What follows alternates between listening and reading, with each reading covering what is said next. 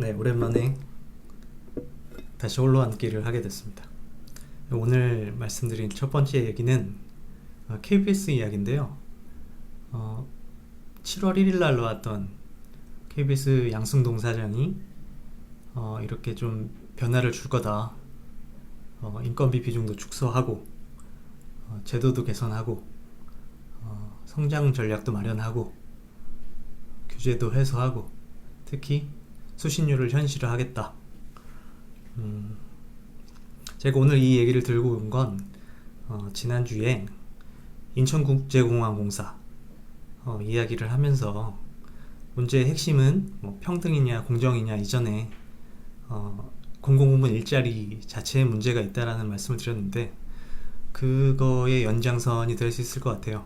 공공부문 일자리가 어떤 모습인가를 좀 알 수 있을 것 같아서 일단 KBS의 양승동 사장이 이런 이야기를 하게 된 배경에는 기본적으로 이제 운영 적자가 나는 거죠.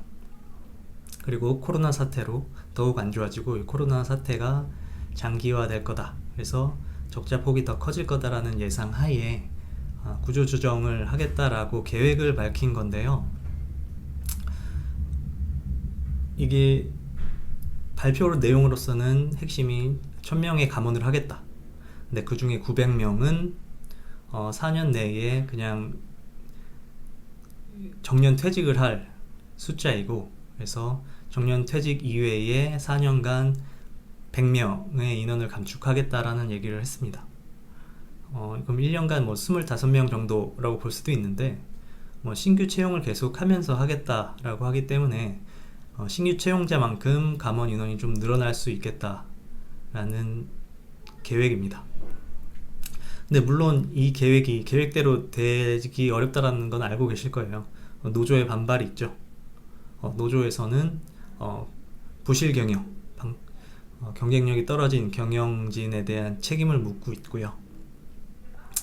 물론 그 안의 내용을 제가 기사 이상으로 더 들어가서 보기는 쉽지 않지만 경영 상태가 어렵다라는 거는 쉽게 이해할 수 있죠. 일단 KBS뿐만 아니라 지금 많은 국내 혹은 해외 기업들이 코로나19로 인해서 경영이 어려워지고 그래서 그에 대한 대책을 마련하고 있는데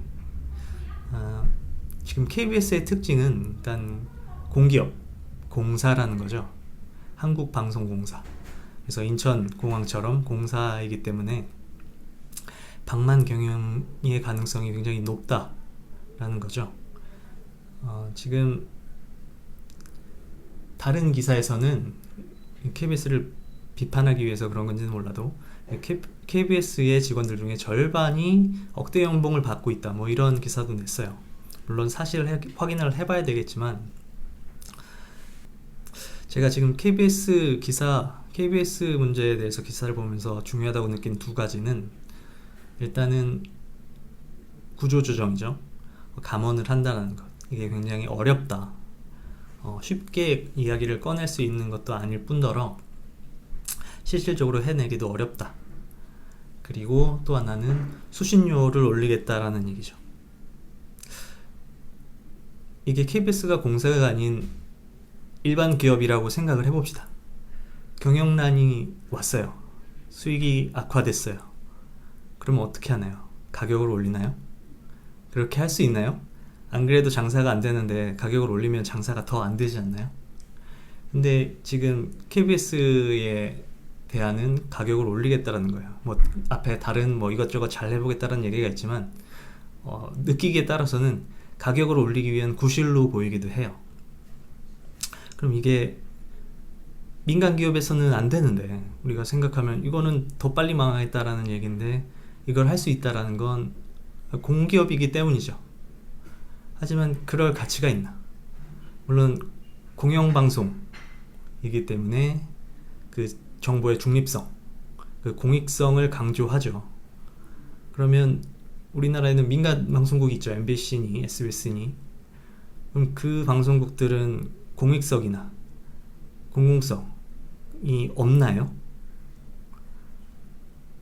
그런 건 아니죠.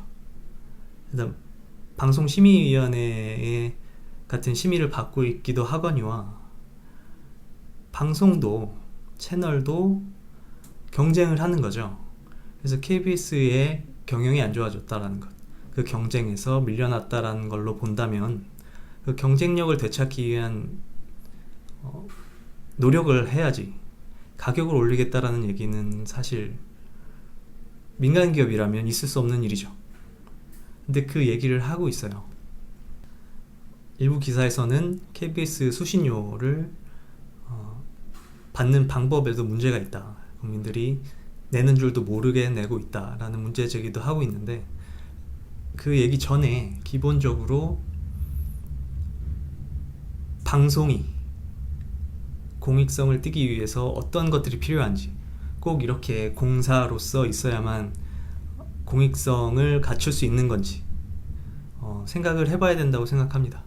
지금 SBS나 MBC는 그럼 공익성이 없는 건지, 그리고 단순히 공사인 거 자체가 문제인지, 아니면 방만 경영이 있었는지, 앞서 얘기했던 것처럼 직원의 절반이 억대 연봉을 받는 이 상황이 어떤 배경 안에서 일어날 수 있었는지, 이런 얘기를 해봐야 되겠죠. 그리고 인건비 비중을 축소하기 위해서 인원을 감축한다고 했는데 이게 실질적으로 가능한지, 노조에서 이렇게 반대를 하는 상황에서 가능하지 않은 상태에서 수신료만 오르게 된다, 그리고 노조의 반발로 그냥 흐지부지라고 된다면 그거는 또 국민 입장에서 어떻게 봐야 되는 건지. 공공부문 일자리가 이렇게 비상식적인 문제점들을 갖고 있다는 얘기를 드리고 싶었습니다. KBS 문제가 어떻게 진행될 것인가도 중요하겠죠.